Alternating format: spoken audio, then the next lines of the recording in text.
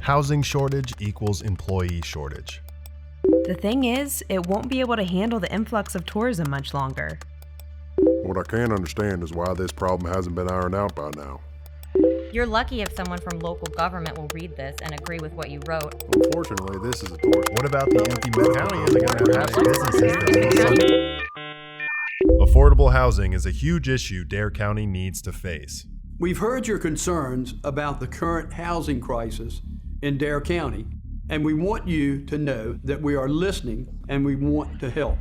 Whether you're an applicant who's looking for a place to live, or you're an employer whose business is seriously understaffed because your employees can't find anywhere in the area to live, we recognize the serious challenges that many people are facing due to the lack of housing here in Dare County. And we want you to know that we're not just aware of the problem, we have been working diligently to help find a solution to the issues that the members of our essential workforce face when it comes to securing a place to live while they perform the many important and very necessary services that our residents and visitors all rely on here on the Outer Banks.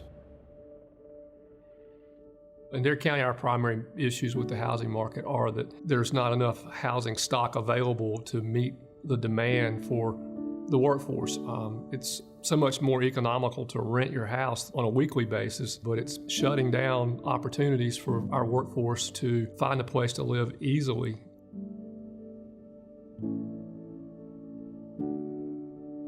In 2019, we met a group called DFI, which is the Development Finance Initiative.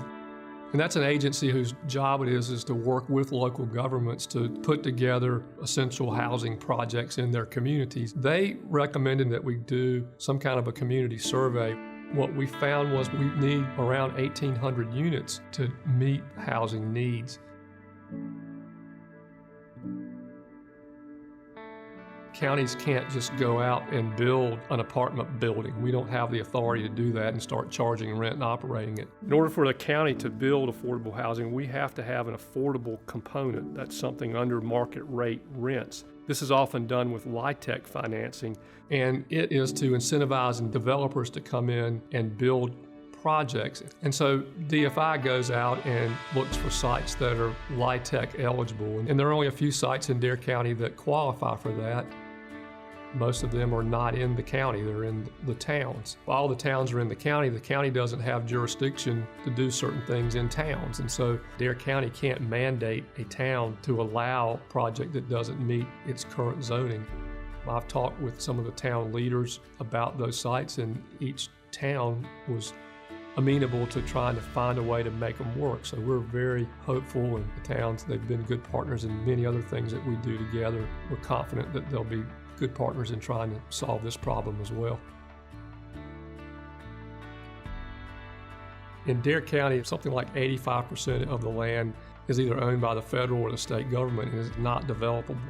It has to meet some criteria for us, and so with the parcels that we have now, we're going to try to see what we can do to make them work. We have two sites in Dare County. The Bowsertown site is property that we own that we're prepared to donate free into a housing project. And we have a developer who is interested, who's made a proposal. We also have a project at the Elizabethan Inn. We hope to have something in the works with a plan by the first of the year so we can really start doing something and get a project under construction so that people will see that it can be done. And hopefully that'll encourage others to do it. Our board recognizes this as a problem, and our board is pushing us hard, pushing DFI hard to do something and get it done now. That we can't wait, we can't mess around, and so we've got this on the fastest possible timeline that we can because we understand it's a problem, and we understand it's a serious problem, and so it's going to take a community-wide effort. These two projects that we're talking about will show people that it can be done and can be done well, and will be the catalyst, we hope, for multiple more units in the future.